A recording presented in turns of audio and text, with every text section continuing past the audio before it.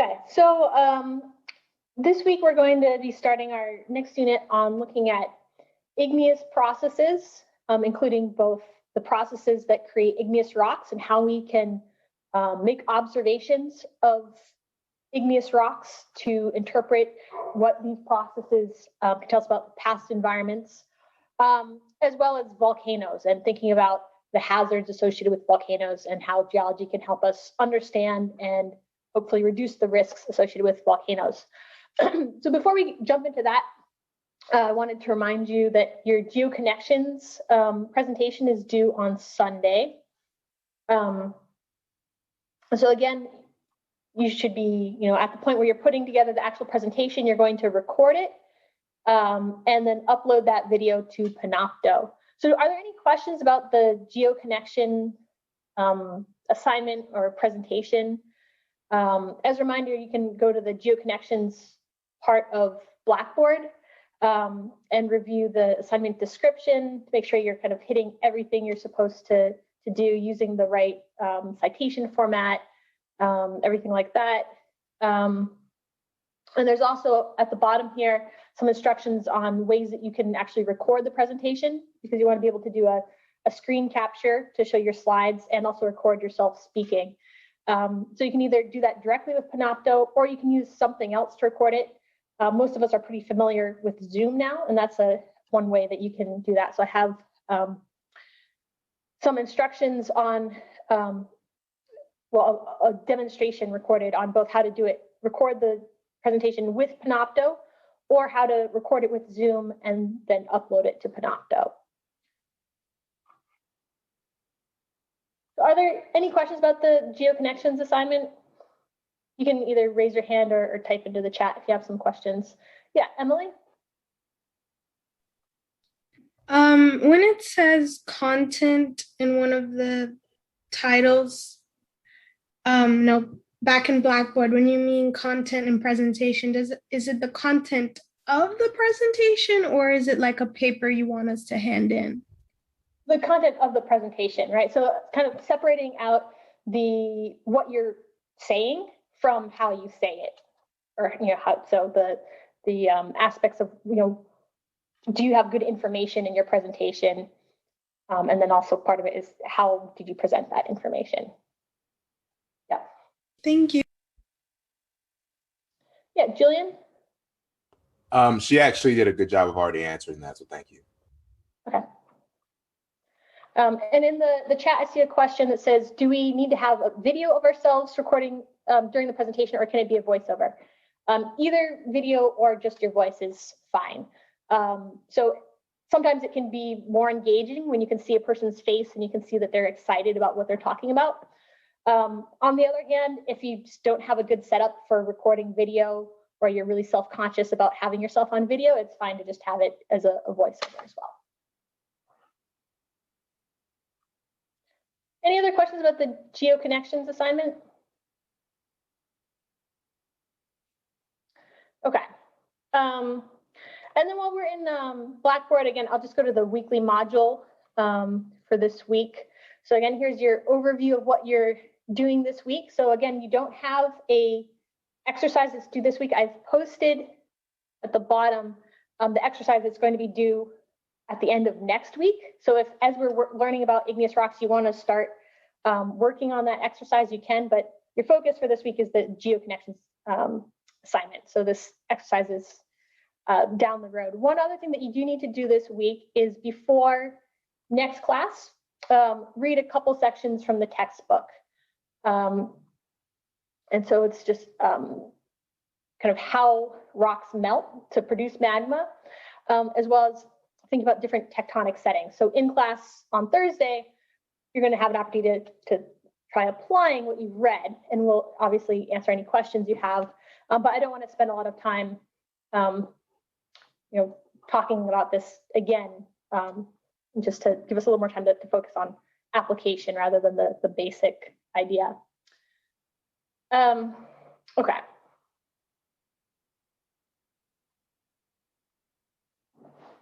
So then the other couple of things, I know a lot of you are probably anxious to get your exam grades back. I've graded all of the exams, at least, you know, the first pass through. And right now the average is an 82%, which is about normal for my exams. But what I haven't done is gone back and checked for consistency, make sure that I'm always applying my rubric and grade scope consistent between different individual exams. And also see if there's any other adjustments. So I know a lot of people were kind of running out of time at the end of the exam. And so I might still apply a curve, even though the average seems pretty okay. You know, if there's a lot of people that had the last few questions blank, you know, I don't necessarily want to penalize people because the exam was a little longer than I intended it to be. So it'll probably be a little bit of a curve, and I'll have your grades finalized before next class. And I do want to thank everyone who took the time to fill out the little survey to provide feedback on the course so far. On this slide just has kind of a summary of the feedback that I got. The things that I have put in bold are ones where there were multiple people making these points. So generally the exercises have been helpful. We like the kind of visual demonstrations in class, active learning. One thing, the breakout rooms is one where there's definitely a mix of feelings about that. There was a lot of people that said that they like the breakout rooms, it's fun, it breaks up lectures. On the other hand, there were several people that said the breakout rooms are kind of awkward and people aren't talking as much. So in terms of the breakout rooms, we're going to keep using these breakout rooms. I'll try to think about ways of structuring the activities you're doing in the breakout rooms to try to force more people to be more active. And you can also, in your own breakout rooms, try to take that initiative to, if someone's not talking, say, hey, so-and-so, what do you think about this? And just try to engage each other. We'll stick with our same breakout room groups for another week or so, and then we'll switch it up. So maybe you just happen to be in a quiet group, and then for the last several weeks of the course, maybe you'll end up in a group that's more lively. One other thing that came up pretty commonly was that the lectures can move a bit fast sometimes. And so I just I'm trying to be more conscious about that, but I also just want to remind you to anytime I'm going too fast, just you could quickly put in the chat, like, oh, slow down. Can you go over that point again? Can you go back to the previous slide? I'm happy to make adjustments. Anyway, I'm not going to read through everything on this slide, but it's there if you're kind of curious about what other people said. And I am looking at this and trying to make adjustments as we go forward. And hopefully, hopefully already what I've done with the lectures for this week, I've tried to make the slides a little simpler in some cases, and hopefully that works well. Okay, any questions, comments about the feedback?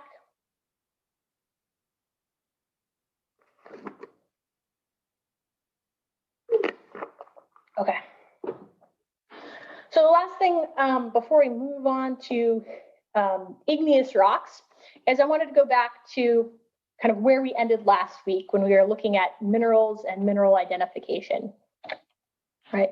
So I actually right now what I'm sharing on my screen is actually the slides from last week on minerals. So if you're trying to follow along with the PowerPoint, these are the slides from last week, the unit on minerals. So again, this is just the learning outcomes for the unit on minerals. And at the end of class, last week,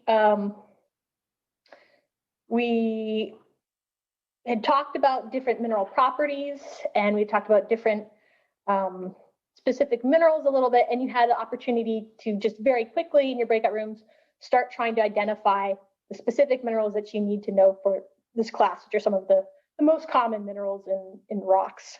Right, so as a reminder, it's quartz, feldspar, both plagioclase and potassium feldspar, mica, which includes both biotite and muscovite, amphibole, specifically we're looking at a type of amphibole called hornblende, which is a black amphibole, pyroxene with a specific example of augite, calcite, gypsum, garnet, and olivine.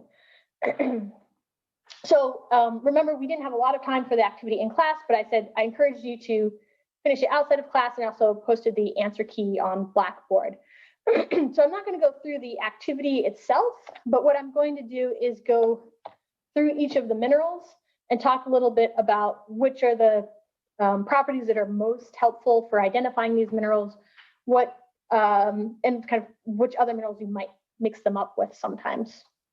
Yeah, Emily.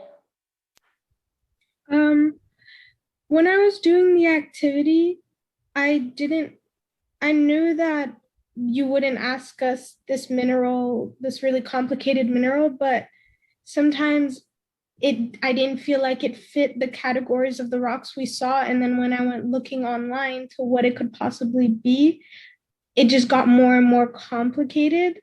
And I was wondering if for the exam, when we do have that, will there be kind of like this list of minerals that you could ask us and you wouldn't go beyond that list? Yeah, that's exactly right. So this on the learning outcomes, right? The list of the minerals that you should be able to identify, those are the only ones that will ask you to identify. So it will always be one of the ones on that list, and you don't need to look for anything outside. Yeah, there are literally thousands of minerals. And so without me telling you what are some other possible minerals, it wouldn't really be fair to ask you something that I haven't told you is going to be one of these minerals and that we haven't talked about how to identify that mineral. Thank you. Yep. Okay, so what I will do is just kind of talk through each of these minerals. I'll have the slide up, and I will also show you some physical samples using my camera on my phone. So I will spotlight my video from my phone. And I'll talk through some of these, and feel free to either type questions to the chat or raise your virtual hand to ask questions if you have any questions about any of these minerals. Okay, so we'll start with quartz. There are a bunch of quartz.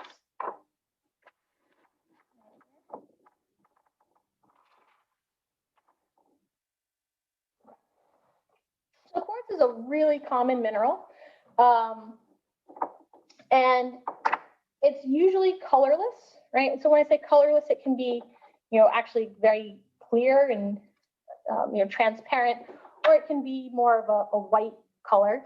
But there's also a lot of variability in the color. So it's also pretty common for it to be more of a light gray color. It can even be a darker gray color in the case of smoky quartz. And then there's these other colored varieties that are less common in rocks, but are common for people to collect, and things like this pink quartz here. So most of the time when we see quartz in rocks, it's not going to have this really nice hexagonal prism shape to it. So what's really going to help us identify it is a few things, depending on what other mineral we think it could be. So if we think about other colorless minerals, some are calcite and gypsum. Those are both soft minerals that we'd be able to scratch easily with a knife. So one test we could do to identify quartz is to try to scratch it with a knife, and we're not going to be able to, right? Another mineral that quartz is often confused with is feldspar, specifically these more white colored varieties of feldspar, which are also hard, right? So hardness isn't really going to help us distinguish quartz from feldspar, but one thing that will help is how that mineral breaks, right? So feldspar has two cleavages that tend to be at 90 degrees, whereas quartz doesn't have any cleavage.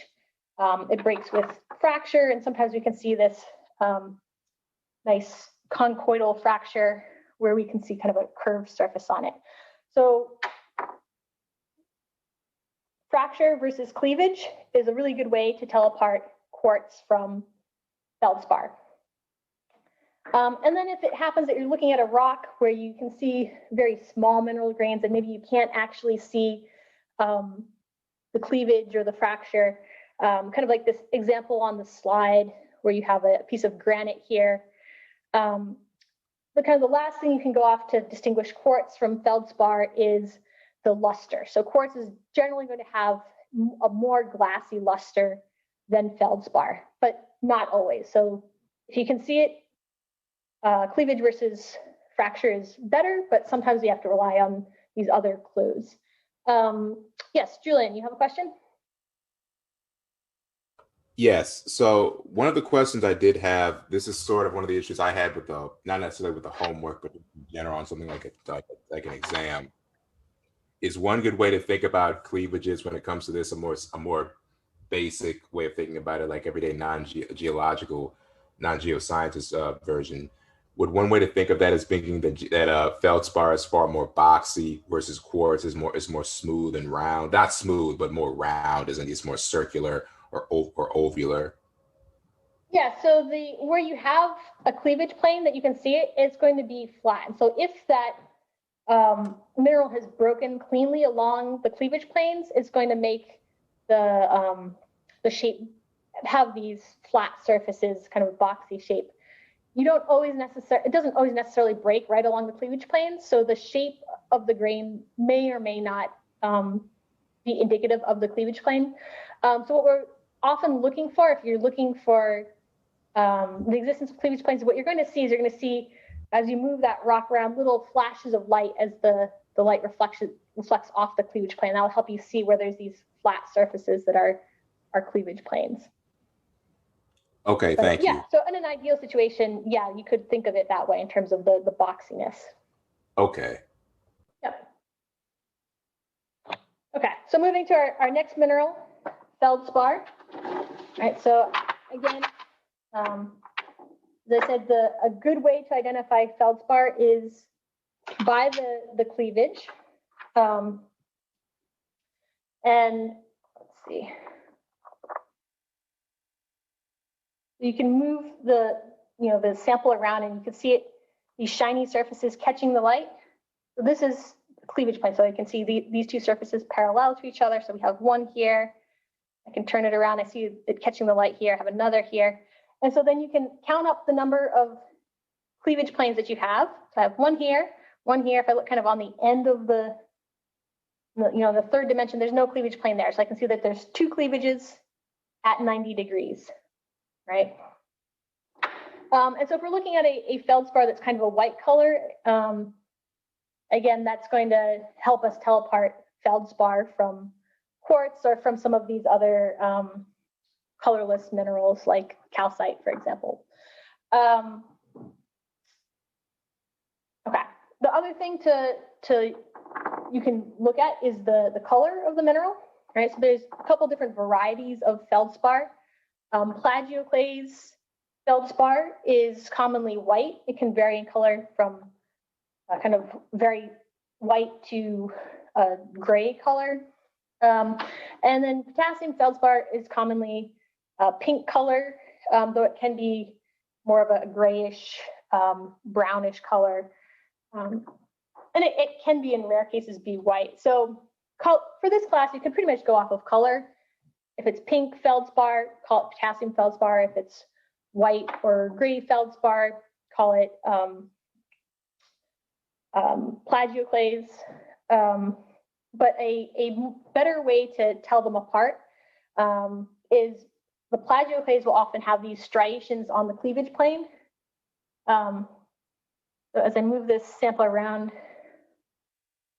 and you can see it catching the light, so you can see there's a cleavage plane here. If you look very carefully, you can see these faint lines that are parallel to each other. That's due to that twinning that's typical of plagioclase feldspar. So when you see these striations on the cleavage plane due to these twins, that's a good way to identify plagioclase feldspar. Yeah, Will, you have a question? Yes, I just had a really quick question about like naming convention. So for on like the last exercise we had, there was like a photo of like the K feldspar, right? So I just wrote down feldspar. Would that be okay, or would I have to like specify, oh, this is like a potassium feldspar, or like this is like a plagiocase? Yeah, it's fine to just say feldspar. So let me go back to the learning outcomes where I have these ones where I have the kind of broader category and then I have parentheses, the specific name of that mineral. If you just go with the broader category of feldspar or mica, that's fine. If you're going to continue in geology, you certainly need to know the different types of these feldspars, micas. But for tests in this class, it's fine to just say feldspar. But it is still useful to recognize some of these characteristics of like the striations on the cleavage plane in plagioclase is another way to recognize it as being feldspar as opposed to quartz if you can't see some of the other characteristics. Okay, let's see. I saw a question in the chat. Can I explain twinning again? Yeah, so twinning is a intergrowth of two crystals of the same mineral that have different orientations. And I'm not going to test you on that for this class, but that's why there's these lines, because there's actually basically two crystals of the same mineral that have grown together, but they're like flipped in how the axes of the crystals are oriented. Okay.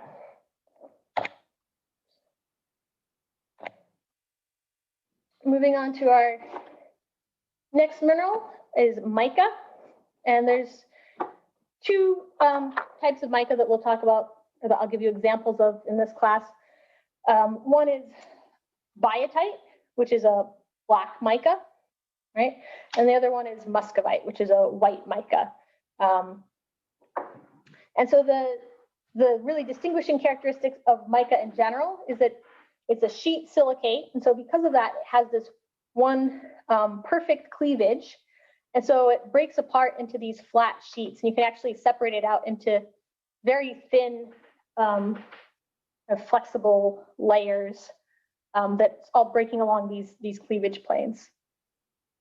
Another thing that can help you identify mica is that it's pretty soft. So it has a hardness of 2 to 3, which means that you can possibly scratch it with your fingernail, depending on how hard your fingernail is and how hard that particular sample is. But you can definitely scratch it quite easily with a knife, right?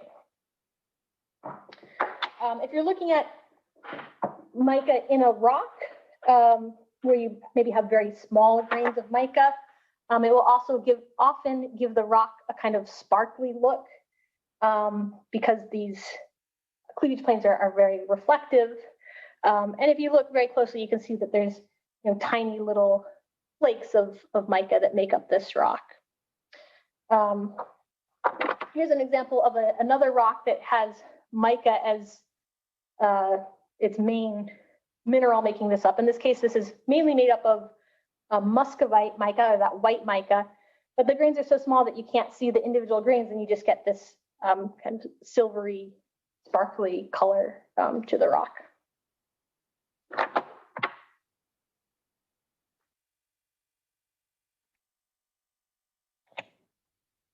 Okay. Next up, we have hornblende, which is a common type of amphibole. So this is a black mineral. And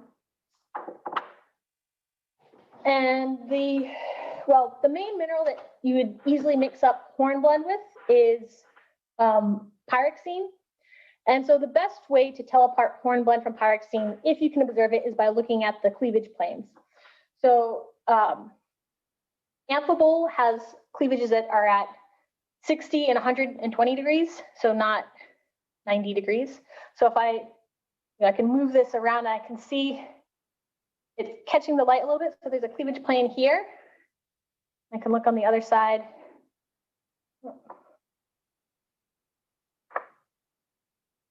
I get the orientation right. It should be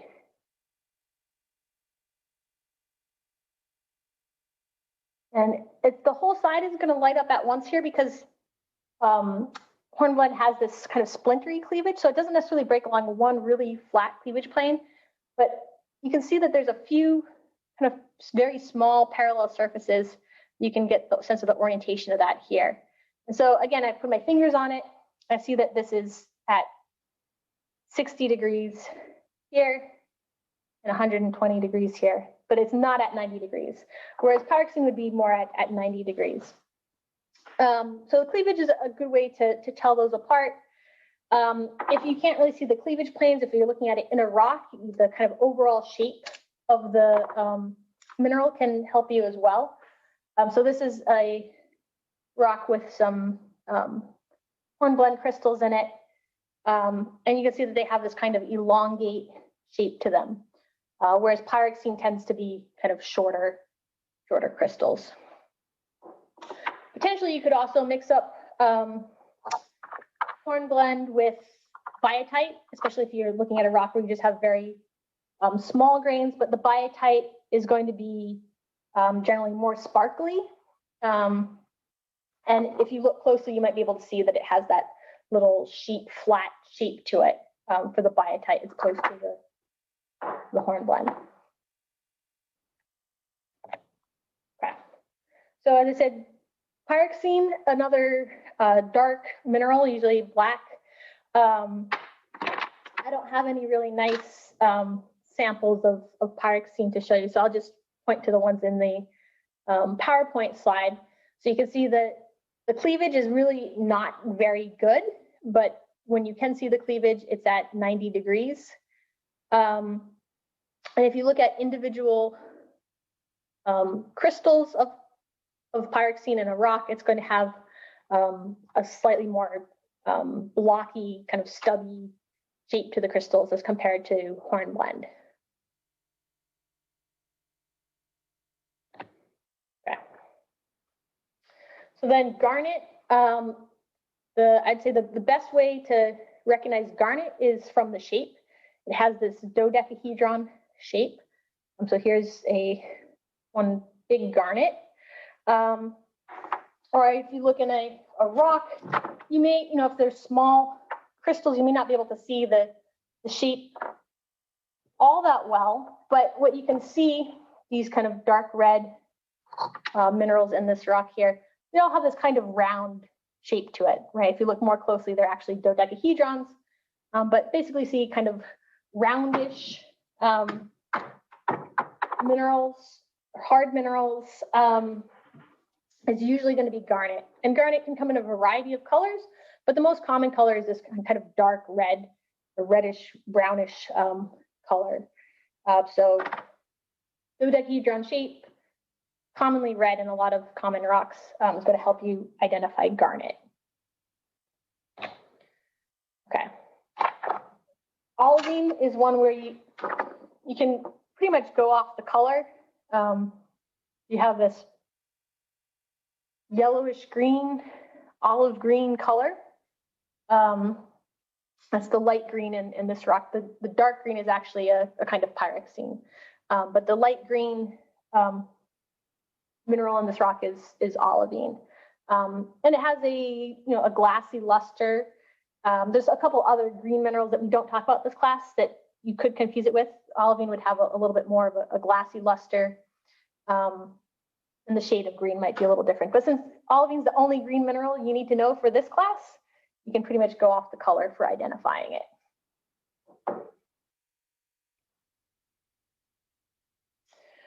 Okay. Okay, now so all those minerals we've looked at so far are examples of silicate minerals, right? So last class we talked about the structure of silicate minerals and how that relates to some of their properties like cleavage. And then there's just a couple of minerals for you to know that aren't silicate minerals. So the first one is gypsum, which is a sulfate mineral.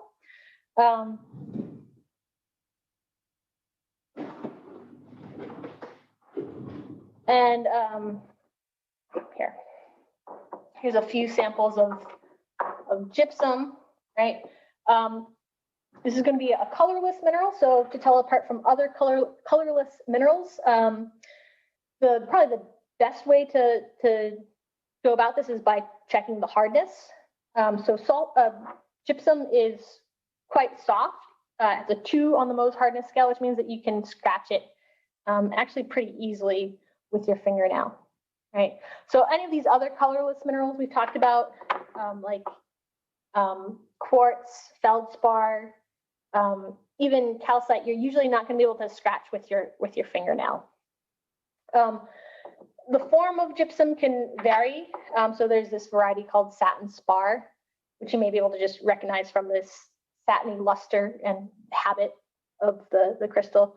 But then there's other kind of shapes that the crystals can come in. And so again, the hardness and to some extent the cleavage could also help you identify it. It has one cleavage typically.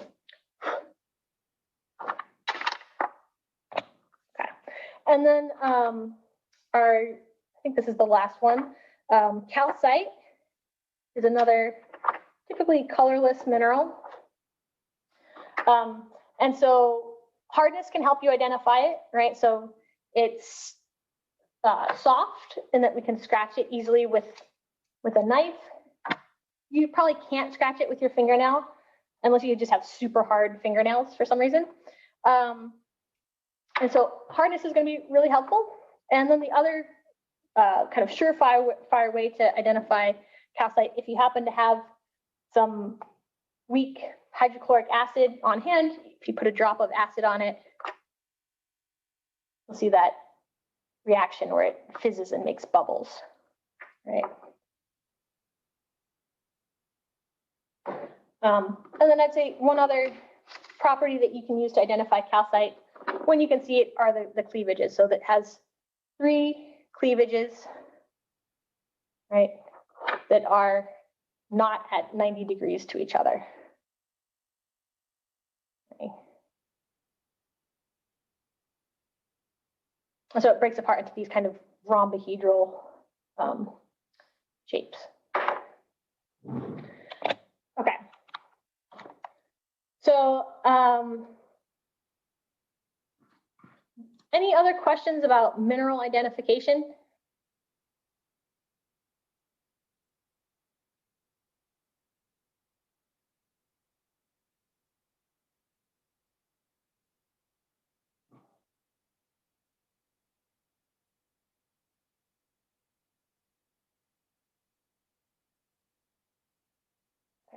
So we'll now move on to igneous rocks and igneous processes. And when we're looking at igneous rocks, part of what's going to help you identify and interpret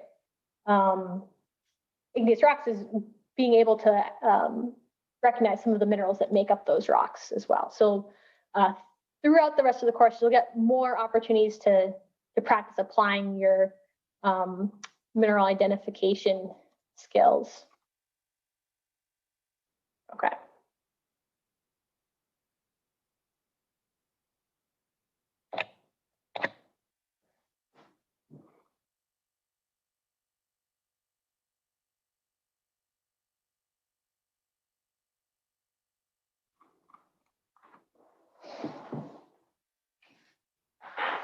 Okay, so one of our kind of big questions that we're thinking about throughout the course is how are different geologic processes recorded in the rock record?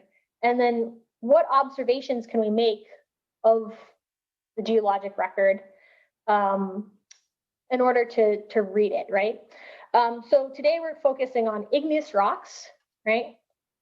And so we can look at an igneous rock and it's going to tell us something about maybe the setting where this rock formed and some of the other processes that occurred between when we first generated some magma in the subsurface to when this rock finally cooled to form an igneous rock, right? So when we're talking about igneous processes, these are processes that involve magma, right? Molten rock in the subsurface. Same thing as lava, we just use a different word when it's underground than when it's at the surface.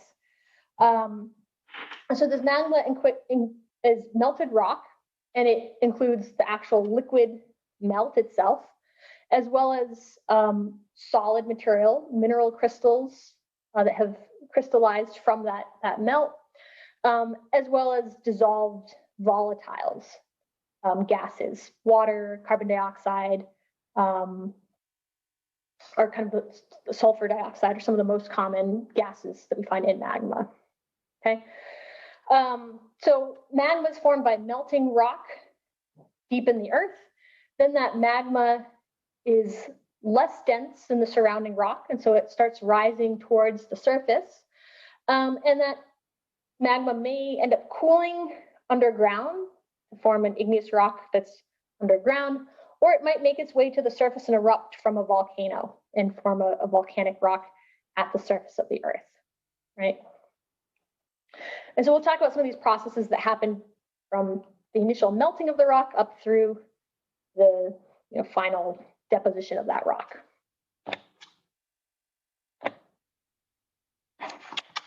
Okay.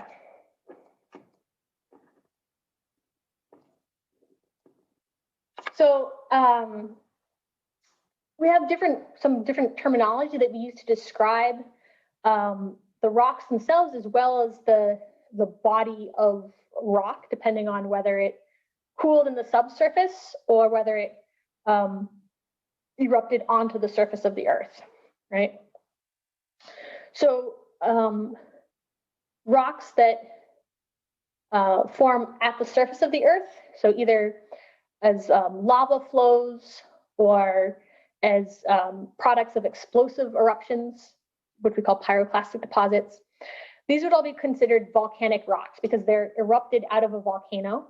And we also use the word extrusive. So extrusive means that the lava extruded onto the surface of the earth, right?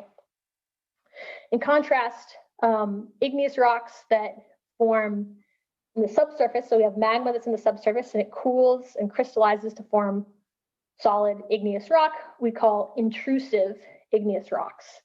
Sometimes these are referred to as plutonic igneous rock.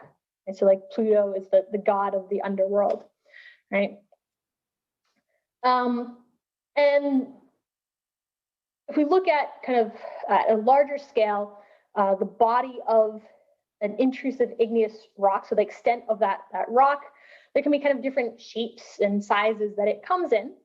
So basically a large blob of magma that solidifies into a igneous rock would be called a pluton, right? And then we might also have tabular intrusions. So as that magma intrudes into the surrounding rock, rather than being a blob, it's like a sheet of magma that's cutting across or in between the layers of rock, which would be either a dike or a sill. So sills are tabular intrusions that push in between the layers of rock.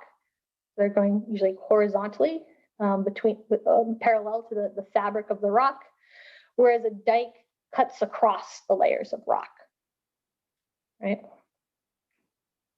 And these aren't terms that I'm going to test you on specifically, but they're words that I'm going to use when I'm talking about igneous rocks. And so you need to know them to understand what it is that I'm talking about. Right? And just a couple pictures we can see here. On the bottom, we have these red sedimentary rock layers that are horizontal. And then we have this black line that's cutting across it. And that's a dike of basalt. The top picture, we have, again, sedimentary rocks that are, in this case, these white layers, horizontal.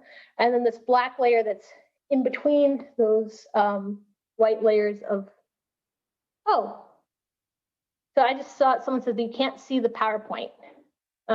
Is that true for everyone? I can see it. Okay. Okay, good. Here. Okay, so hopefully anyone that can't see it can figure out. It could be that when I was sharing my screen, my camera spotlighting, it might have changed the kind of gallery view, speaker view, screen sharing settings, so you might need to just adjust your Zoom. Okay, so here we have a sill that's intruded in between those layers of rock.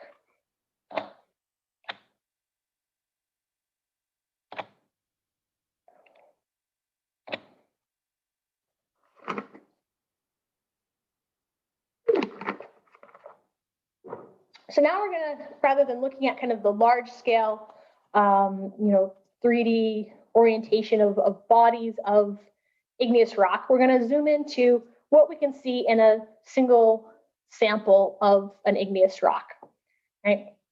So here are two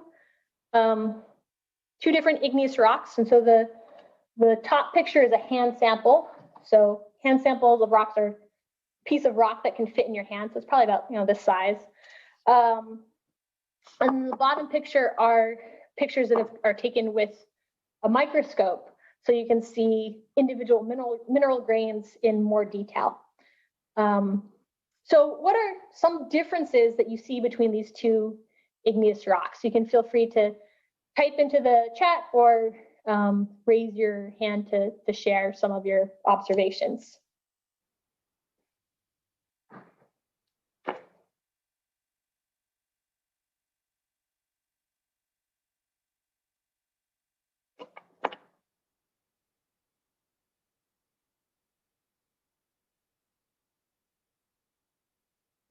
So Jacob says in the chat, the color looks more uniform in the first rock, so the one on the left, right? Whereas the one on the right, we can see several different colors from different minerals that make up this rock.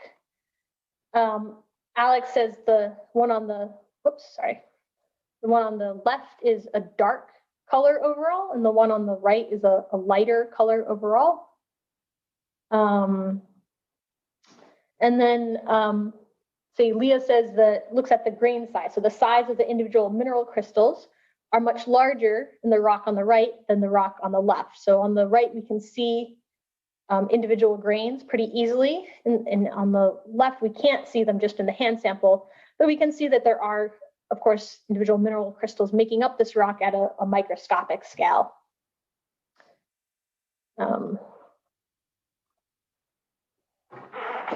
Okay, so a lot of good observations there, that there's differences in the grain size of these rocks, which we refer to that as part of the texture of a rock. And actually the grain size is the most important aspect of the texture of an igneous rock. And then people also notice differences in the composition of the rock, right? So the color of the rock reflecting the different minerals that are present in that rock, right? And these are not only some of the more obvious things that you can observe in an igneous rock, but they're also giving us information about the processes that went into forming this rock, right? So when we classify igneous rocks, we classify them by both their texture, primarily their grain size, and their composition. So what minerals make up that rock, and specifically how much silica is in that rock. So we'll start by thinking about texture, right? And so the texture, right, as we said, we're thinking mostly about grain size. And the reason we care about this, why this is a useful way to classify igneous rocks, is because the texture tells us about the cooling history of that rock, right? Specifically the rate at which the magma cooled and allowed these crystals to grow, right? So if a magma cools very slowly, there's more time for the crystals to grow larger. If it cooled very quickly, you're only going to have time to grow very small crystals, right?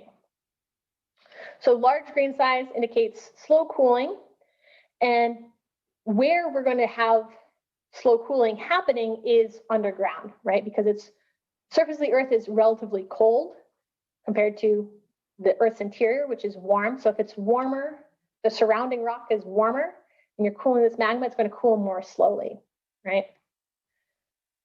Small grain size has to do with the fact that it's at the surface or close to the surface, and other things like the size of the body of magma can also affect the rate of cooling. So a small tabular intrusion will cool more quickly than a large pluton. But generally, we can interpret small grain size meaning cooled quickly, meaning that it was either at the surface of the Earth or relatively close to the surface of the Earth in a dike or a sill. And then the last texture we can look at is not so much to do with the grain size itself, but with kind of how these grains fit together. And the last texture is called a pyroclastic texture that indicates an explosive eruption, right? Okay. So we'll come back to composition and what composition tells us in a little bit.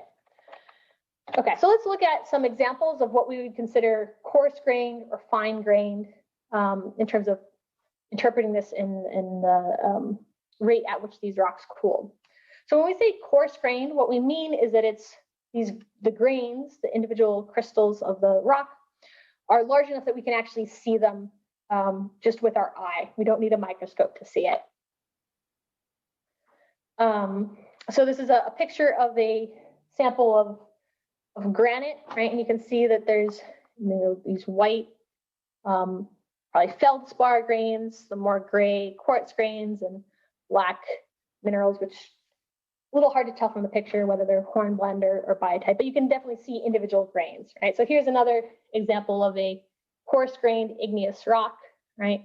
So you see the different colors or different individual minerals that you can identify and actually see some of the properties of those minerals, right? So if it cooled slowly enough to be coarse-grained, it's telling us that it was underground. If it cooled underground, we can call this an intrusive igneous rock, right? Okay. If the rocks cool more rapidly, they'll end up with the crystals being too small for us to see with our eyes. We might still be able to see them with a microscope. So in that, let me go back to this picture, right? So in this black rock on the left, right, we couldn't see any individual mineral grains just looking at the hand sample, but if we looked at it under a microscope, we can see that there are small crystals making up this rock, right? So this would be considered a fine-grained igneous rock, which indicates that it cooled rapidly. So either at the surface or in a very near the surface in a shallow dike. So these rocks that cool at the surface, we refer to them again as extrusive or volcanic rocks, right?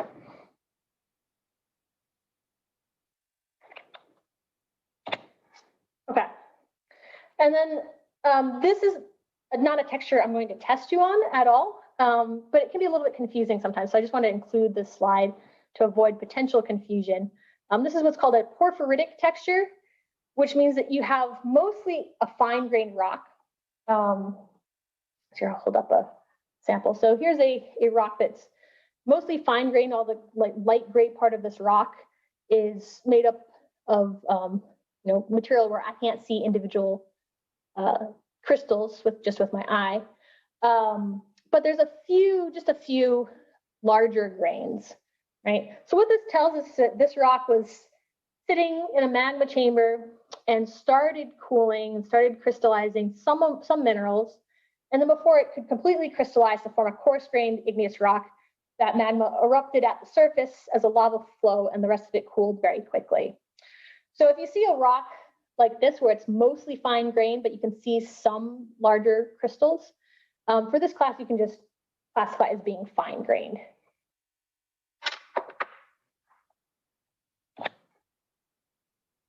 Okay. And then sometimes lava cools so quickly that there's not time for any crystals to form at all, even at a microscopic scale. And in that case, we're going to have a glassy igneous rock, right? So the rock itself is going to be glass, right? So obsidian is a glassy igneous rock. And so, it looks like glass, in this case, black glass. It can also be kind of like the one in the picture has some reddish color to it. But that just tells you that it cooled very rapidly, definitely at the surface of the Earth.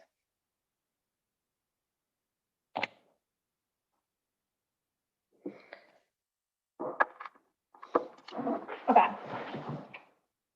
So remember when I talked about what magma is? I said it's molten, so molten rock that includes the actual liquid melt itself, plus some mineral crystals, plus gas, right? So when magma erupts, there's gases dissolved in that magma that then come out of solution and form bubbles, right? And sometimes those gases can just escape, and sometimes those gases, those bubbles get trapped in the rock as it cools, right? So if the magma cools very quickly, these bubbles are likely to get trapped and form little holes in the rock, right? And these holes are called vesicles.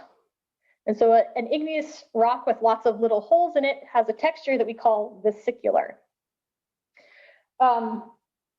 So pumice is an example of a vesicular igneous rock, right? So many of you have probably seen, pumice. It's very lightweight because it's full of little holes. And another type of vesicular igneous rock is scoria. They have different names because they have different compositions. And as we'll see in a few minutes, the name that we give an igneous rock depends on both its composition and its texture. But so here's a couple examples of this vesicular texture. And you can see that these rocks just have all these little holes in them.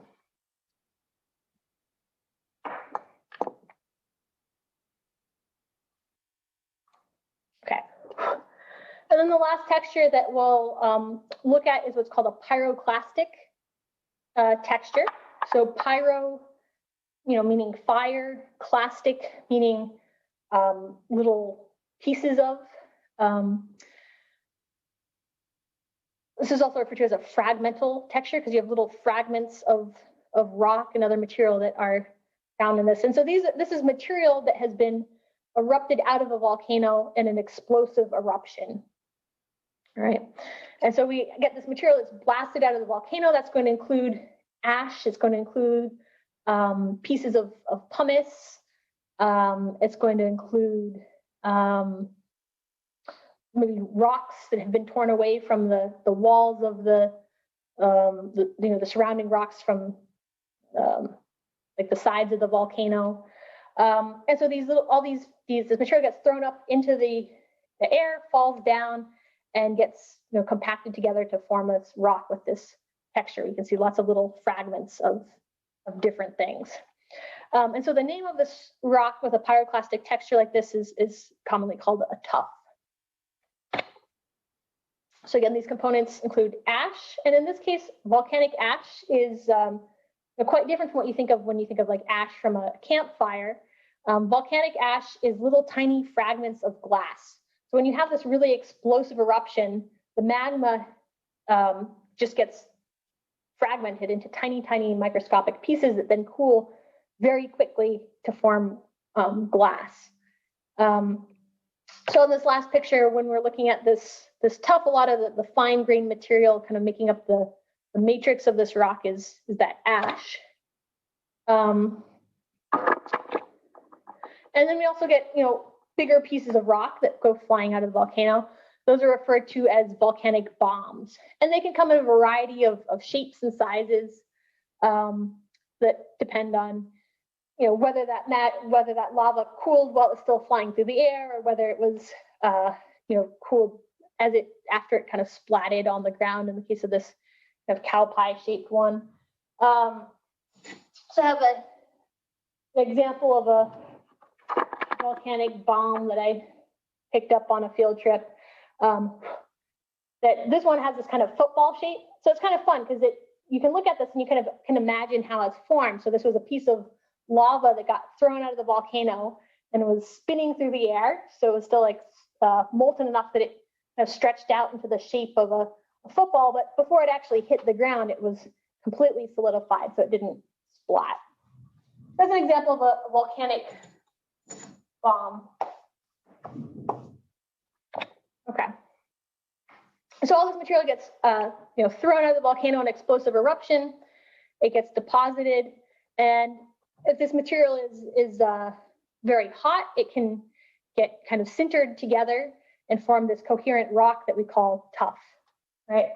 So again, when you look at a tuff, you're going to see kind of a fine-grained material that would be ash, And then in this one, it has chunks of obsidian that got blasted from the sides of the volcano. Here's another sample where kind of the main fragments are little pieces of pumice. There's also some kind of small mineral grains. And some of these you'll see chunks of other kinds of rock. So yeah, and then when this picture here is kind of interesting, you see this black line running through the middle of the tuff. That's actually where the weight and the heat of that deposit kind of welded that ash and that pumice together and to create a more glassy igneous rock in the center.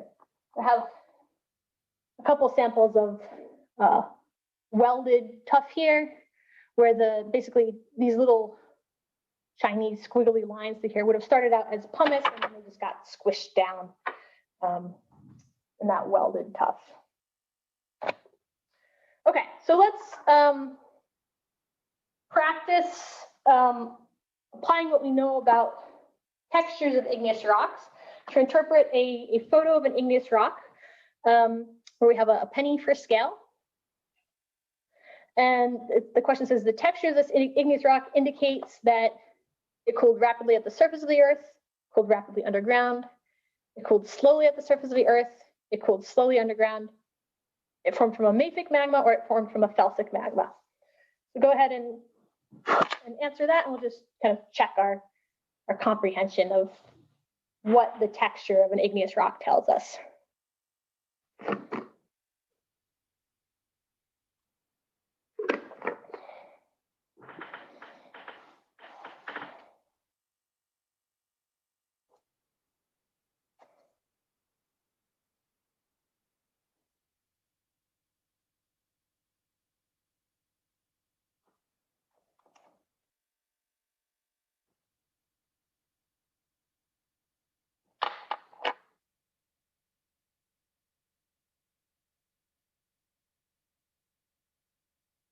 Okay, so if you haven't answered the poll question, do that in the next 5 seconds, and then we'll look at the results.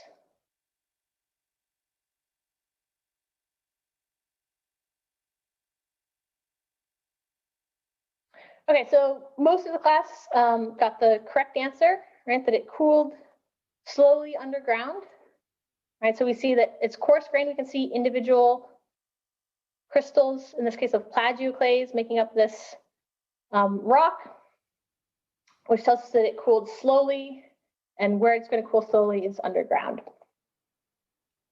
Okay, so we're going to take a 5-minute break now. During that time, I'll just have some videos of volcanoes erupting playing, and you can also type in any questions you have, and then after the break, I'll answer any questions that there are before we move on to talking about the composition of igneous rocks.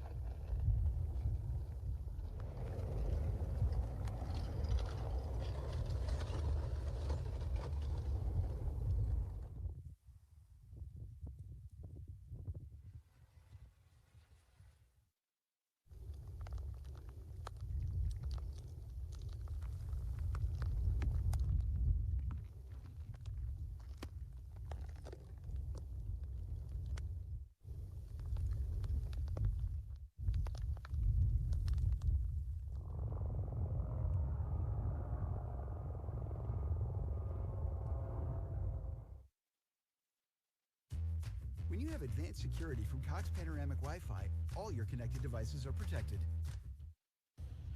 The bottom of Meru volcano is one of the most spectacular places in the world. At the same time, it's also one of the most dangerous and difficult to get to.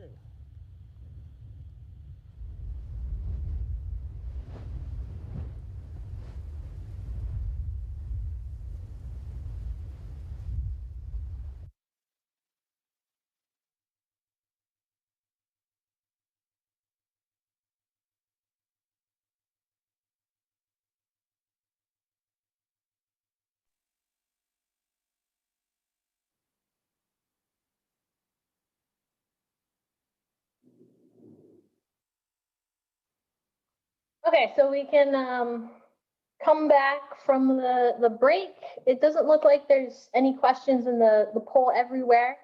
Someone mentions that they saw a video of the eruption that's happening in Iceland right now, which is, there's a lot of really cool footage of that that's being posted online, like drones that like fly through the lava as it's being thrown up in the air.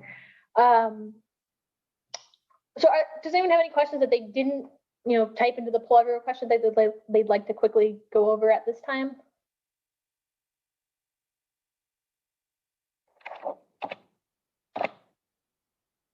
Okay, so we'll move on to looking at the composition of igneous rocks. So we said we classify them both on the texture and the composition. And so when we talk about the composition of igneous rocks, what we're really talking about is how much silica is in the rock, right? And so we mentioned this before when we were talking about the layers of the Earth and the difference between continental crust and oceanic crust. So rocks that are rich in silica, we call felsic, right? So they have a high silica content, whereas rocks that have a low silica content, we call mafic, right? And rocks that are in between, we call intermediate, right? And then rocks that are really low in silica, we call ultramafic. These are going to be the rocks in the mantle. Most of the crustal rocks, the igneous rocks that form the crust are going to range from being mafic to intermediate to felsic. And so the felsic minerals, quartz, potassium feldspar, sodium plagioclase, these are mostly light-colored minerals, and so felsic rocks in general are going to be more light-colored than mafic rocks. Mafic minerals that are low in silica tend to be rich in iron and magnesium, and that makes these minerals dark-colored. So olivine, which is that green mineral, pyroxene, which is a black mineral, and calcium plagioclase, which is a dark gray, right? So I mentioned, so there's different end members of plagioclase. So sodium plagioclase is the one I've been mostly showing you. It's mostly white in color. That's our more felsic plagioclase. Calcium plagioclase is going to be more of a gray color. Actually, a lot of this rock, a lot of what's making up this rock is actually calcium plagioclase. And one variety of calcium plagioclase is labradorite, which is a mineral you may have heard of. It has this really neat kind of iridescence, blue-green iridescence to it. Okay. So if we're looking at coarse-grained igneous rock, our felsic coarse-grained igneous rock is granite. Our intermediate one we call diorite. Our mafic one we call gabbro. And our ultramafic rock is peridotite. Those are these mantle rocks. If the rock is more fine-grained, we're not going to be able to actually identify just by looking at a hand sample the minerals that make it up to help figure out which rock it is. But the color is still going to tend to be more light-colored for our felsic rocks and black for our mafic rock, which is basalt. The rhyolite is the felsic fine-grained igneous rock. Andesite is the intermediate fine-grained igneous rock. And basalt is the mafic fine-grained igneous rock. Okay, so for the purpose of this class, you can kind of use the color as a rough guide. In the coarse grain rocks, if you can identify some of the minerals, that will help you. You don't need to worry about the percentages of different minerals and the different types of rocks. But this is just, again, another way to look at it and see felsic rocks have higher silica, and these are some of the minerals that are common in them. Mafic, very low in silica, and these are the minerals that are common in those. Okay.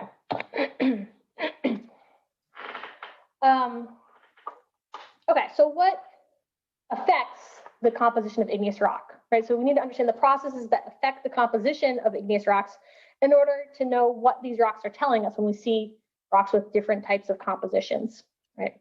So the first thing you need to know is that, well, these igneous rocks formed from cooling of magma, right? So the initial composition of that magma depends on what rock was melted to produce that magma in the first place. Right? So our source rock is the rock that was initially melted. And so if you have a more mafic source rock, you're going to have a more mafic magma than if you have a more felsic source rock.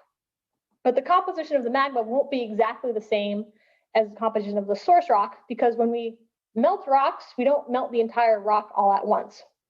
Usually what happens is we have what we call partial melting, right?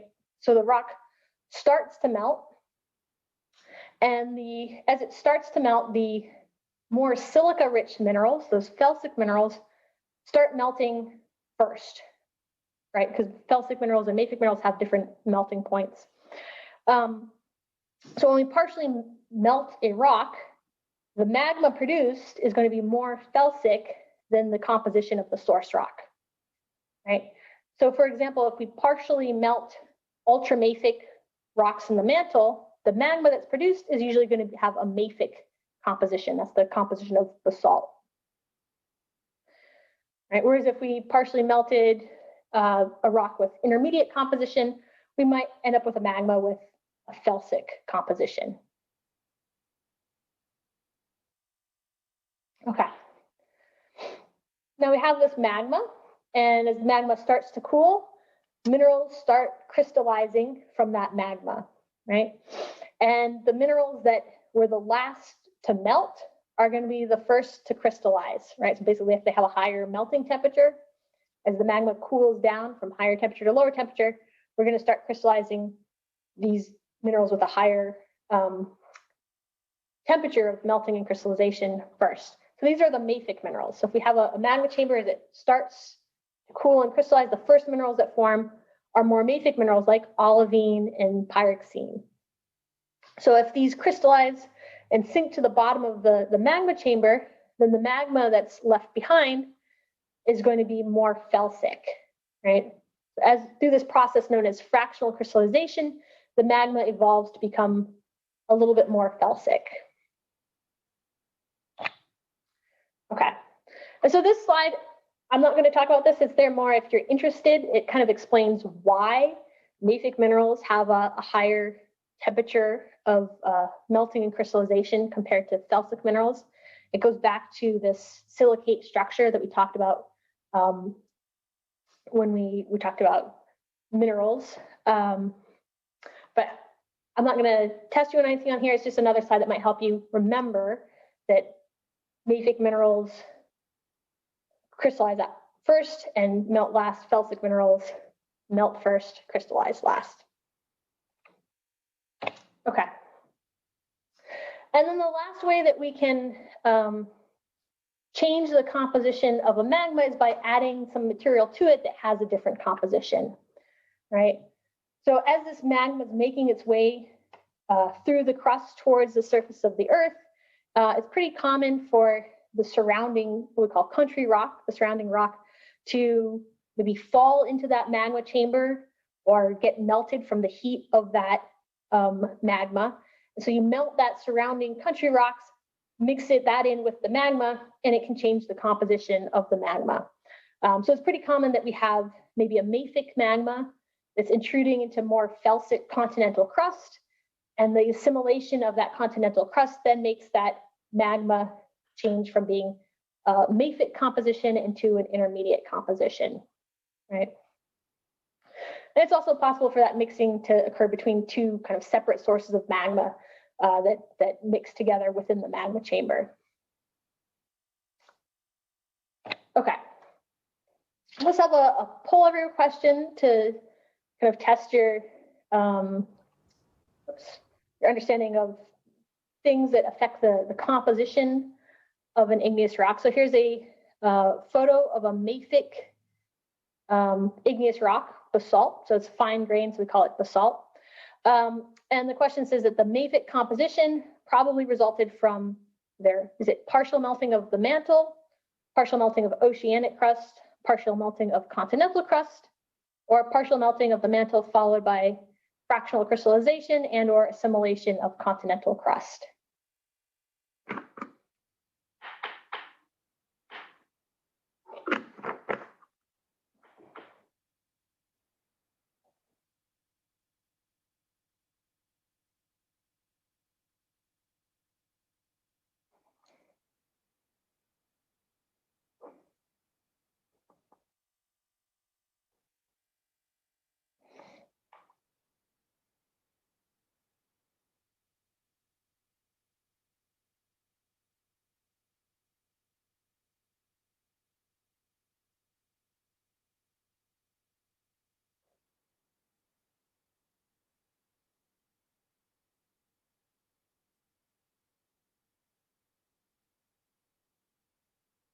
Okay, so if you haven't answered the poll question, do that in the next 5 seconds or so.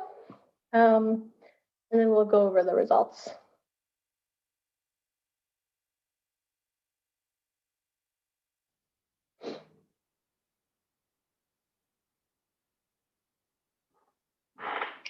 Okay, so we're pretty evenly split between some of the different options here.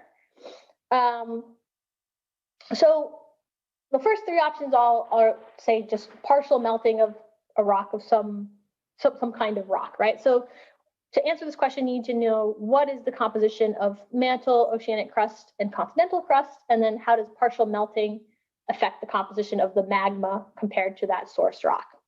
Right, so remember, mantle rocks are ultramafic, right? That's that green peridotite rock. Oceanic crust is mafic. It's made up of basalt for the most part, whereas continental crust tends to be mostly felsic, kind of intermediate to felsic in composition. So then how does partial melting affect the composition of the magma relative to the source rock? It's always going to make it a little bit more felsic, right? So if we melt continental crust, we're going to end up with a felsic magma. If we melt oceanic crust, which is mafic, we're probably going to end up with the intermediate magma. And if we melt the ultramafic rock of the mantle, we're going to end up with a mafic magma, right? And so the correct answer is A, that if you partially melt the mantle, ultramafic rocks, you're going to end up with a mafic melt, right? The last option, partial melting of the mantle followed by fractional crystallization and or assimilation of continental crust. In that case, you would partially melt the mantle, get a mafic rock, and then these other processes of fractional crystallization or addition of more felsic continental crust is going to then change that composition to make it a little more felsic, and you'll end up with something that's intermediate or perhaps even felsic, depending to the degree that you have of both fractional crystallization and assimilation. Okay. So putting together what we know about composition and texture, right, we can actually classify our igneous rocks and give a name to different types of igneous rocks. So this chart shows silica content on the y-axis, right? So felsic rocks are the top row, intermediate rocks are the middle row, mafic rocks are the bottom row. And then along the x-axis, we have grain size. So coarse-grained rocks that cooled slowly are on the right-hand column. So our felsic intrusive igneous rock, coarse-grained rock is granite. Our intermediate one is diorite. Our mafic one is gabbro, right? Going to more fine-grained. So now we can't see individual mineral grains, but there are crystals if we look at it under a microscope. Our felsic fine-grained igneous rock is rhyolite. Our intermediate fine-grained igneous rock is andesite, and our mafic fine-grained igneous rock is basalt, right? So when you're looking at these rocks and trying to identify them, generally the black ones are the mafic ones. The more light-colored ones are the felsic ones. It's a little tricky to tell apart rhyolite and andesite because there's some variation in the color. Rhyolites tend to have a little bit of a like tan or pinkish hue to it, whereas the andesite is going to be more of a gray, sometimes almost purplish color to it. Okay, and then when we have really fast cooling, if there's not a lot of gas in that lava, it's going to rapidly cool to form obsidian. This is the one exception to that rule of thumb of color being related to the silica content. Obsidian is actually a felsic igneous rock, but it's that black color. And the reason that it doesn't match this rule is that there's actually no crystals, right? So it's not that the color is reflecting the color of the minerals that make up the rock. It's just reflecting the properties of glass as, opposed to individual, crystals of minerals. And then if it cooled rapidly and there was gas that got trapped as these bubbles, we're going to have our vesicular texture, which if it's felsic and light colored, we're going to call it pumice. If it's mafic, it's going to be either a reddish color or a black color. So I have a bunch of examples of mafic vesicular rocks here, some variations of the color, but they're all dark. That's going to be called scoria. So we're out of time for today, but at the beginning of next class, what we'll do is have an activity where you have some pictures of these different rocks, and you can practice, observing them and saying, oh, is it coarse? Is it fine? Is it mafic? Is it felsic? And then classifying that. Okay, and just a reminder, before next class, read a little bit of the textbook, which will save us a little bit of time and give us more time for that activity, for example. Okay, well, that's it for today. As always, I'll stay on for a few more minutes if there's any questions. Otherwise, have a good afternoon.